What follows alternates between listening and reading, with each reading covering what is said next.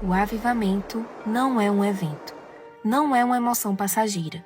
É o sopro do Espírito, a chama que reacende a fé, o despertar de uma geração. Mas por onde vem o avivamento? Será um mover inesperado ou um clamor incessante? Por que precisamos de avivamento?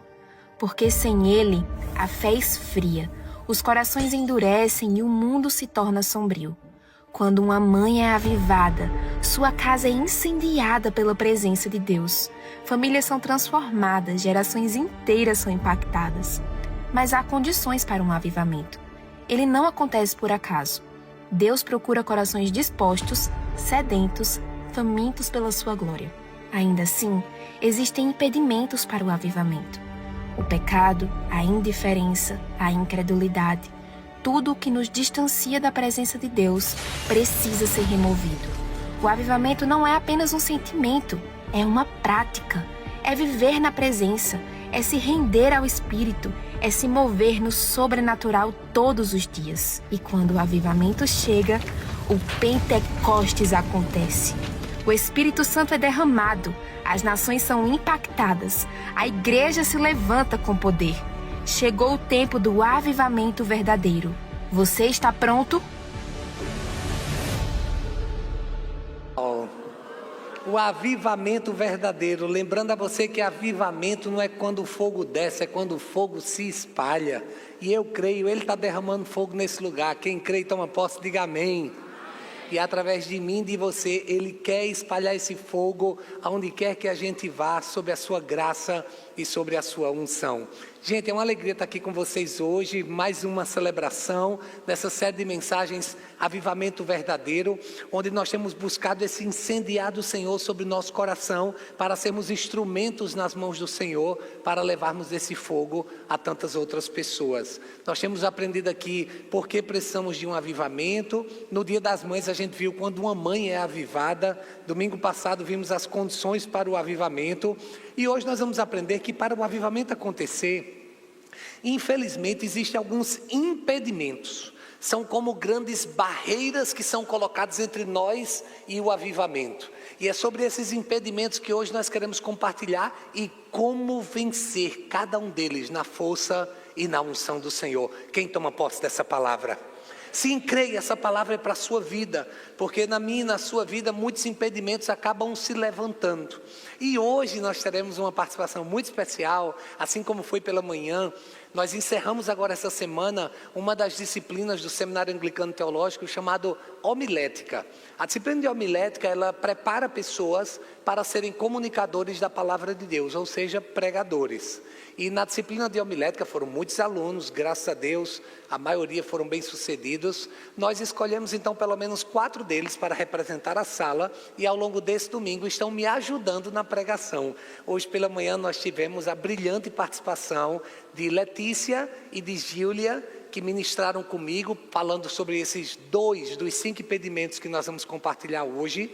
E agora à noite nós também receberemos com alegria a participação de outros 2 seminaristas. Será o Patrício e a Camila. Os 2 vão estar daqui a pouquinho compartilhando com vocês um pouco e mostrando que quem sabe faz ao vivo. Uau!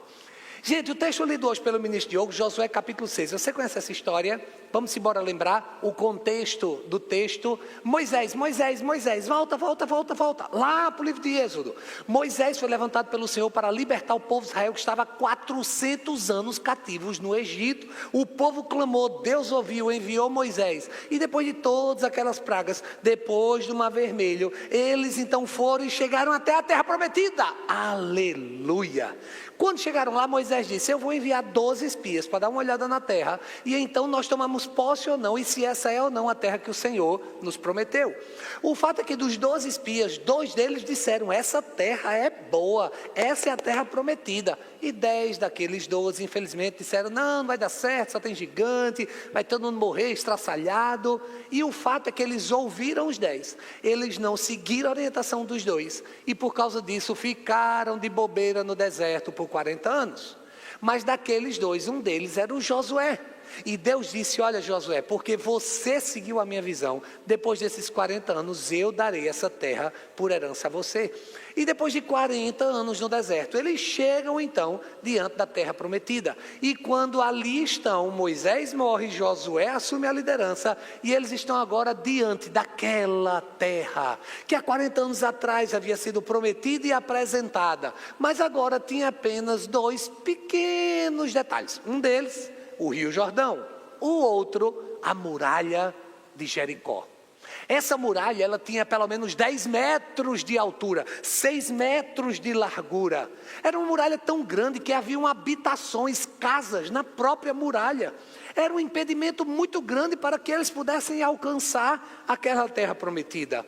Essa é a ilustração que hoje eu quero trazer. Existem muitas muralhas que em muitos momentos da nossa vida estão tentando nos impedir de chegar na nossa terra prometida. Mas o avivamento que foi prometido, o sonho que você tem sonhado, a graça que Deus tem liberado, aquilo que Deus tem colocado no seu coração, nenhuma muralha vai conseguir impedir o agir de Deus na sua vida. Quem toma posse dessa palavra? É por isso que a Bíblia nos diz, o comandante do exército do Senhor respondeu, Josué 5,15, tire as sandálias dos pés. Como assim? Ele estava prestes a ir para uma batalha, estava prestes a ir para uma luta, ele estava prestes a ter que enfrentar uma grande muralha, e o que Deus diz para ele é, tire as sandálias dos seus pés. Eu quero que você pense um pouco sobre essa atitude, de tirar as sandálias. Deixando o pé o quê? Vulnerável? Deixando o pé exposto? Afinal de contas, para que servem nossos calçados? Além da proteção, também traz uma boa apresentação. O fato que o que Deus estava dizendo é, está na hora de você se despir. Está na hora de você deixar de lado. E com o pé na terra. E com humildade. Você simplesmente entender que não será o seu calçado, que não serão os seus recursos, que não será a ação de absolutamente ninguém na sua vida, mas serei eu, Senhor, quem vou fazer na sua história. Então o comandante do exército do Senhor disse, tire as sandálias dos pés, pois o lugar em que você está é santo. E Josué os tirou. Você hoje está pronto a tirar as sandálias, que muitas vezes você tem calçado e tem trazido tanta vaidade, orgulho sobre sua vida. A nossa intercessora Tamires hoje pela manhã recebeu uma palavra de conhecimento muito forte.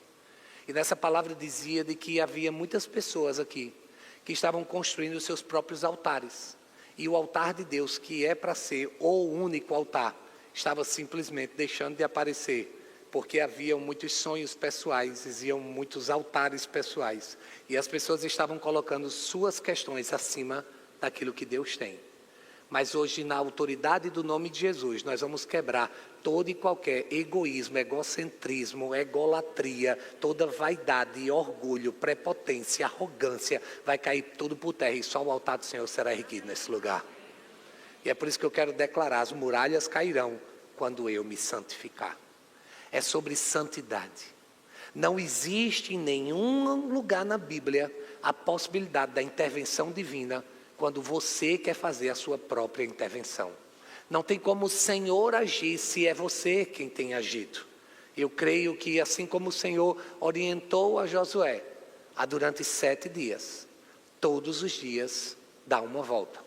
E no 7º dia, dá 7 voltas. E sem nenhum tipo de instrumento de guerra, mas apenas com um chofar e apenas com uma palavra profética. Deus então o conduziu para essa grande conquista. É sobre isso hoje que nós vamos compartilhar. Mas antes, vamos orar? Pai, essa é a tua palavra e eu aqui estou com muita alegria, com o coração cheio de expectativa, juntamente com Patrícia e com Camila, para compartilhar lições preciosas sobre essas muralhas e como esses impedimentos que muitas vezes tentam impedir com que a tua graça se manifeste. Nós queremos hoje vencer e derrubar cada uma dessas muralhas em nome de Jesus. E para isso eu te peço que o abrir dos nossos lábios, o meditar do nosso coração, sejam palavras agradáveis na tua presença, tu que és a nossa rocha, o nosso Redentor. Amém. A primeira muralha que hoje eu quero compartilhar com você é a muralha do negativismo. E a muralha do negativismo cairá quando eu for determinado. Então, em nome de Jesus, para de encher minha paciência. Para com esse moído. Para com esse lenga-lenga. Para com esse mimimi. Ah, não, é porque, você sabe, não vai dar certo. Não tem recurso, não tem condição, não tem tempo hábil. Não é isso que o diagnóstico diz. O extrato fala o contrário. Nós não temos o recurso necessário. Seja bem-vindo ao time. Não é sobre o que eu tenho, não é sobre o que eu possuo, não é o que eu posso fazer. Não é sobre o que os números me dizem, não é sobre uma assinatura, não é sobre um diagnóstico, não é sobre uma probabilidade. É sobre o que o céu está dizendo. Então todo negativismo cai por terra em nome de Jesus. Eu não vou dar atenção a vozes que muitas vezes querem me impedir, porque eu creio no Deus que chamou, eu creio no Deus que avançou, eu creio no Deus que dá vitória. Ah não, eu não sou negativo, eu sou realista. Todo negativo se chama de realista. Vou te dizer uma coisa, você tem razão, você é realista mesmo, só que eu não vivo de acordo com a sua realidade, eu vivo de acordo com a realidade do céu. E a realidade do céu é uma realidade para aquelas pessoas que têm determinação. Determinação. Josué nutria um forte sentimento de determinação no seu coração. Porque afinal de contas, você há de lembrar, 40 anos. O homem chegou naquela terra, não tinha gigante, não tinha muralha, não tinha Rio Jordão, não tinha dificuldade, não tinha nada daquilo. Ele poderia ter dito, era tão bom, era tão fácil. Hoje eu vou não vai dar certo não. Não. Há 40 anos atrás já tinha gente que era negativa. E certamente 40 anos depois ainda tinha. Mas Josué não. Josué foi diferente. A Bíblia nos diz em Números capítulo 14, vem comigo, verso 6. Josué filho de Num e Caleb filho de Jefoné, dentre os que haviam observado a terra, rasgaram suas vestes e disseram a toda a comunidade dos israelitas: a terra que percorremos em missão de reconhecimento é excelente. Se o Senhor se agradar de nós, Ele nos fará entrar nessa terra, onde mana leite e mel, e dará a nós. Você crê nisso? Então para de ficar ouvindo quem está dizendo o contrário. 10 pessoas falaram o contrário. E por causa disso eles não entraram na terra prometida. Você não está dando atenção demais a uma voz? Você não está se deixando levar demais pela opinião de uma pessoa? Um comentário nas redes sociais? Por causa de uma calúnia? Cada uma conversa sem futuro? Tu está sendo impedido de avançar? Pois deixa eu te dizer uma coisa muito interessante. Escute isso aqui. Muitas vezes a gente acaba dando vozes a quem não deveria ter a força de falar ao nosso coração. E por causa disso a gente acaba deixando de avançar. Porque nós ficamos tão aprisionados àquela fala que a gente não vai adiante. Pode deixa eu dizer uma coisa. Alguém aqui conhece o nome de algum crítico das obras de Pablo Picasso? Só o nome de um? Não, ninguém, né? Eu também não conheço não. Porque críticos não são conhecidos. Mas Pablo Picasso, você certamente já ouviu falar. Quem já ouviu falar de Pablo Picasso? Já? Porque quando você decide ser artista, quando você decide ser o protagonista, quando você decide pintar em nome do Criador, o teu nome é exaltado e você é abençoado, porque o nome dele, através da sua vida, acaba sendo divulgado. Escute isso aqui, ninguém lembra do nome daqueles 10 que foram negativos e foram contrários, mas o nome daqueles 2 que foram a favor, todo mundo lembra, Josué e Caleb. Entre no time de Josué e Caleb e faça com que toda muralha caia por terra em nome de Jesus. Mas existe ainda uma segunda muralha.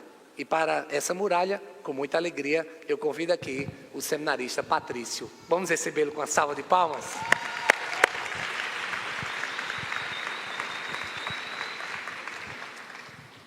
Amém, bispo.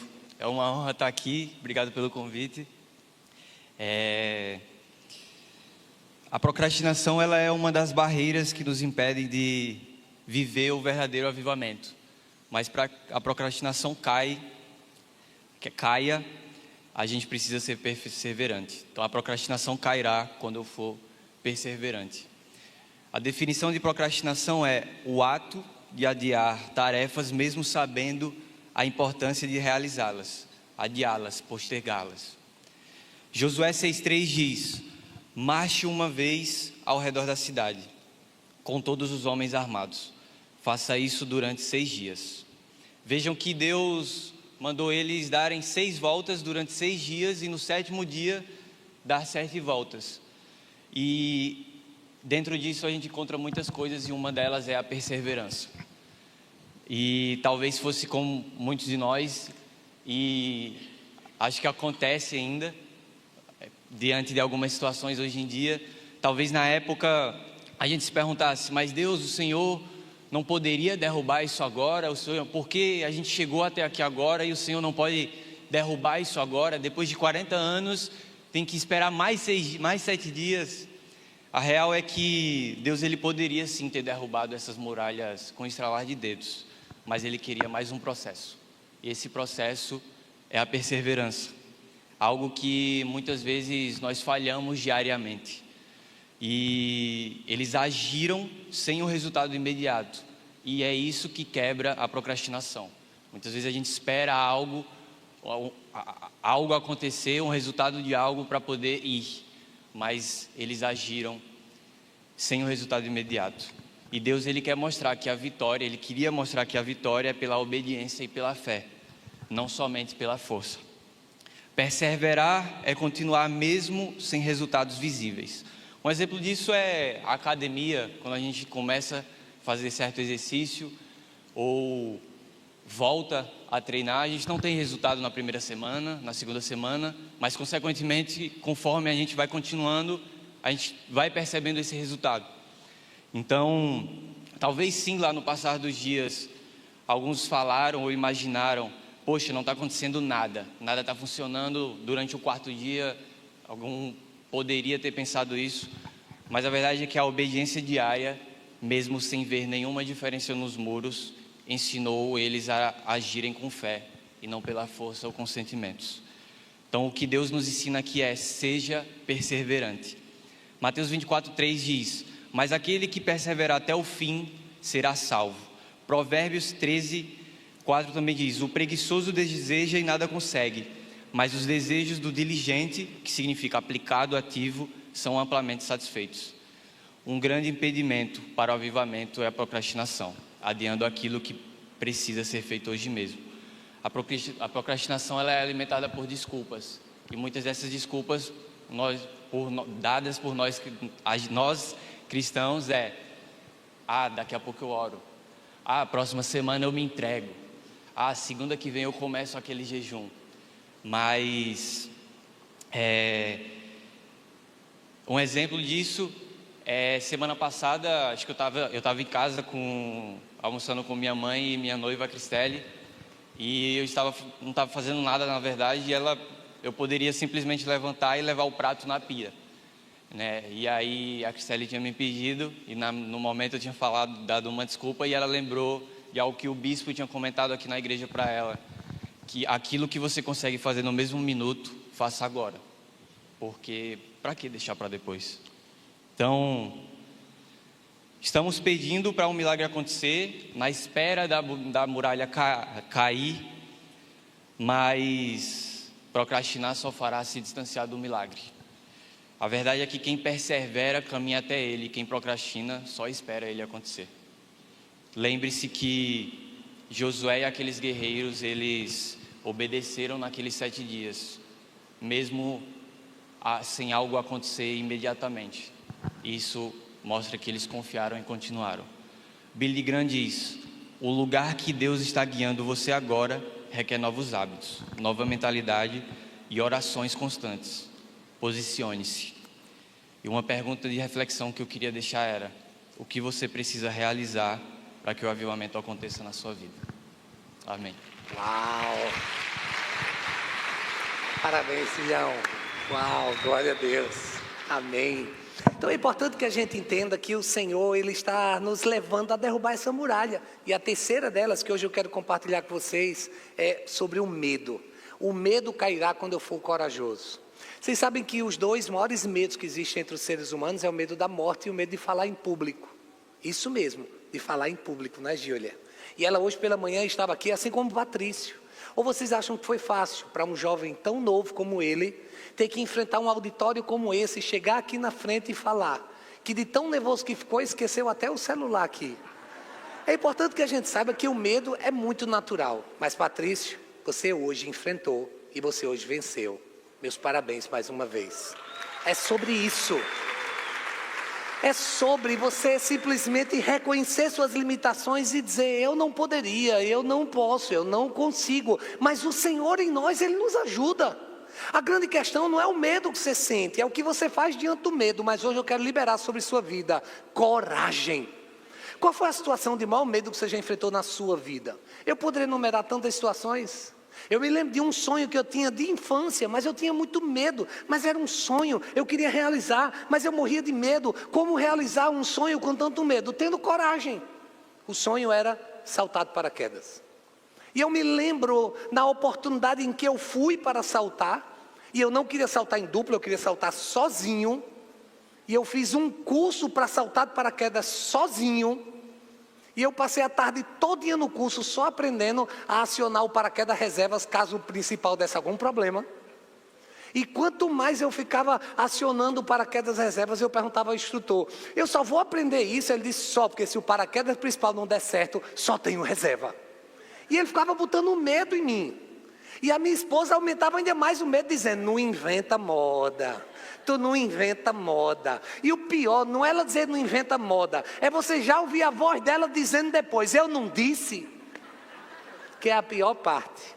Mas o fato é que depois de passar a tarde todinha aprendendo a abrir o paraquedas reservas, e com muita coragem e uma calça marrom, porque eu estava com coragem, mas morrendo de medo. Eu fui e saltei, não uma, mas duas. Saltei 3 vezes para a glória de Deus. E prometi à minha esposa nunca mais. Mas eu saltei. Mas Patrício pregou. Mas nós rompemos. E a pergunta é, e você?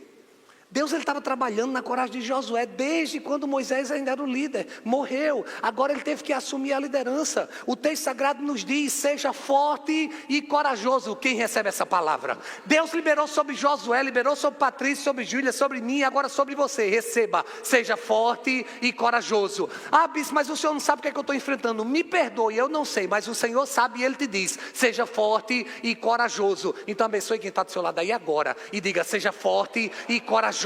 Essa palavra é para a sua vida. Seja forte e corajoso. O Senhor disse, Josué, para de ficar olhando para trás. Josué, para de ficar com medo. Josué, para de ficar se tremendo todinho. Seja forte e corajoso, porque você conduzirá esse povo para herdar a terra que eu prometi sob juramento aos seus antepassados. A promessa de Deus, ela vai se cumprir. Então seja forte e corajoso. Às vezes a gente não alcança, o avivamento não acontece, que a gente fica morrendo de medo. Ah, eu queria tanto, Senhor, eu queria tanto. E o que é que você vai fazer com isso? Empurrando com a barriga? Ou você vai se posicionar? Qual seria a sua reação?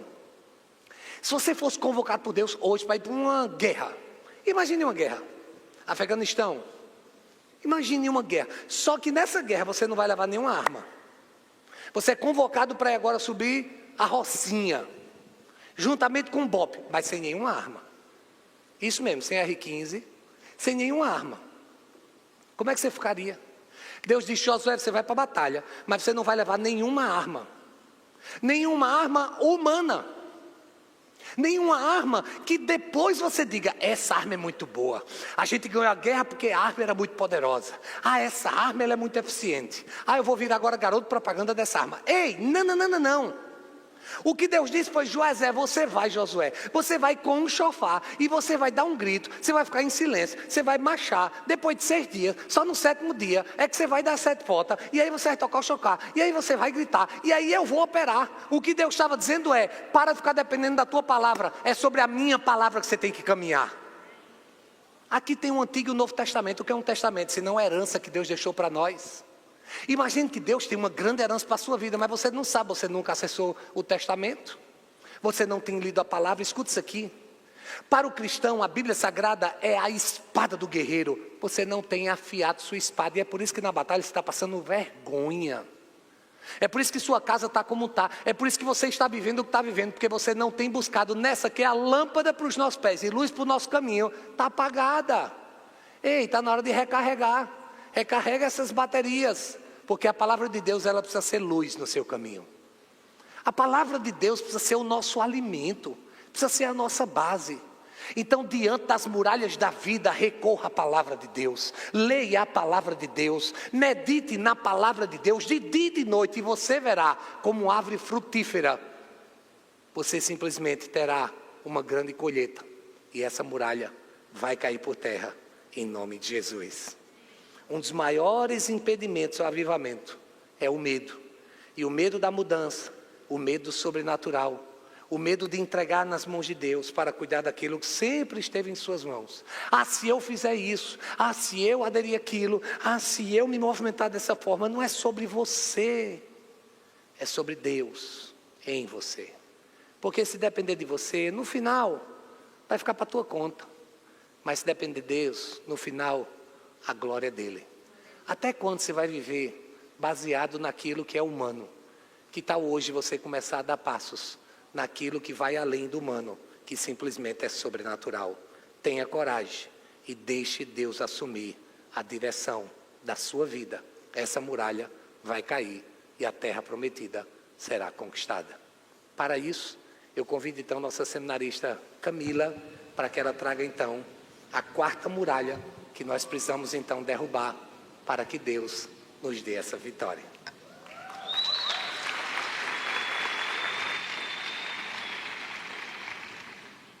Amém. Boa noite, família.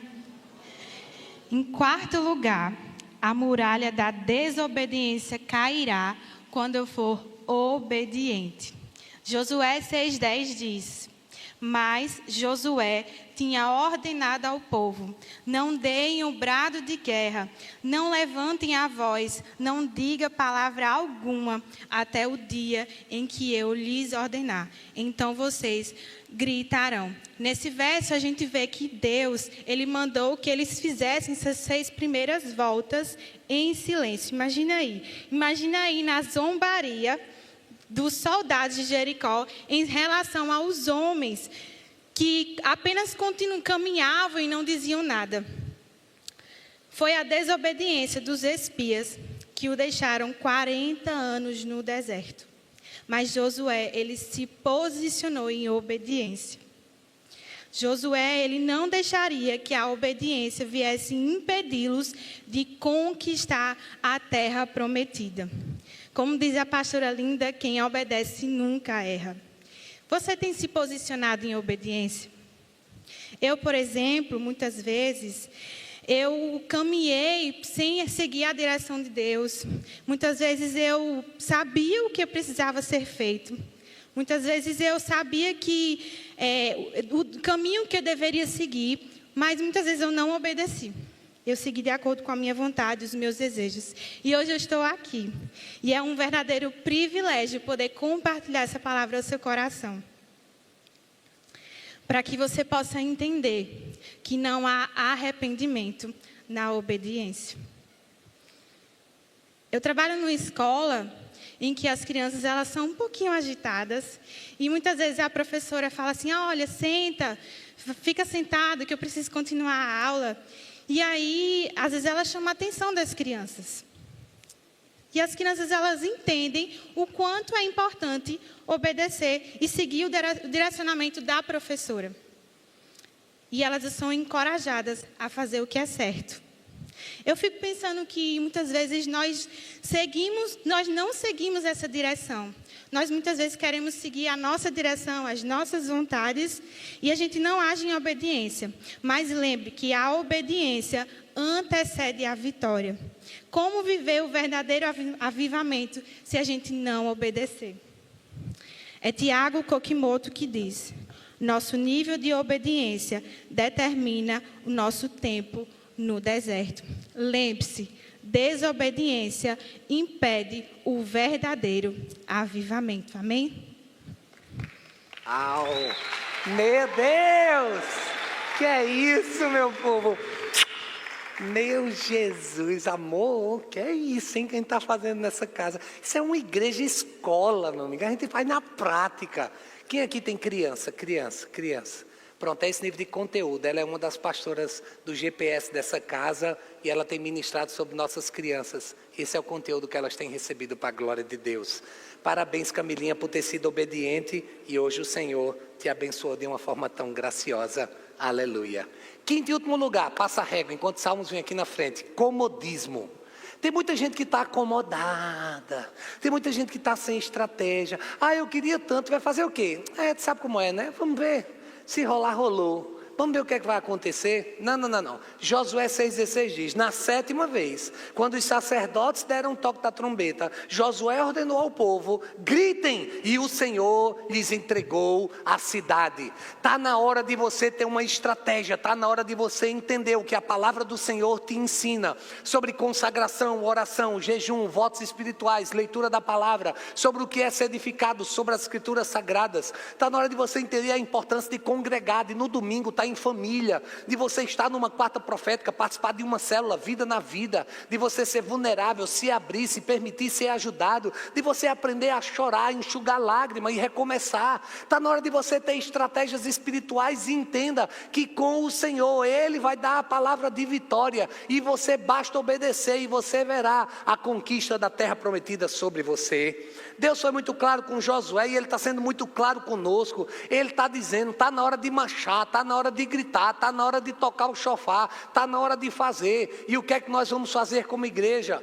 Nós precisamos nos posicionar nessa grande estratégia do Senhor. O Alvin Toffler disse, ou você tem uma estratégia própria, ou então você é parte da estratégia de alguém. Então ou você estabelece a estratégia do céu, ou você se permite ser estratégia do inferno na vida de outra pessoa. Então está na hora de você agora se conectar com o céu, está na hora de você buscar as estratégias do céu para poder conquistar essa terra prometida que você tanto deseja.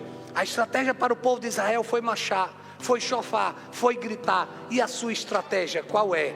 É ficar reclamando, murmurando, criticando? É ficar apontando? É com esse negativismo terrível? Até quando você vai ficar falando nas redes sociais aquilo que você tem que falar é diante do Senhor? Até quando você vai ficar mandando de informação, de indireta, para que alguém veja aquilo que é diante do Senhor, que você tem que chorar suas lágrimas e recomeçar? Está na hora de você se posicionar e entender que as estratégias do céu estão liberadas sobre nós. As comportas dos céus estão abertas sobre nós. E o avivamento, ele vai acontecer. O texto termina dizendo, quando soaram as trombetas, o povo gritou. E ao som das trombetas e do forte grito, o muro caiu. E cada um atacou do lugar onde estava e tomaram a cidade. Quantos aqui creem que Deus está te dando cidades por conquista?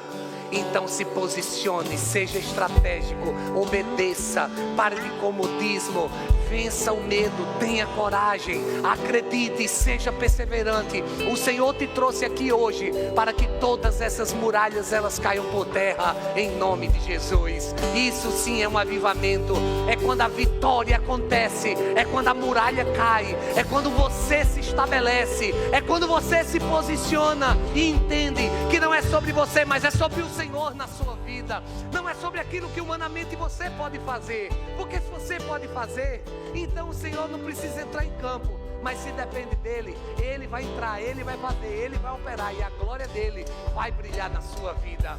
Faz sentido essa palavra? Você está pronto a vencer toda e qualquer muralha sobre sua vida? Então fique em pé no seu lugar e faça dessa canção a sua oração.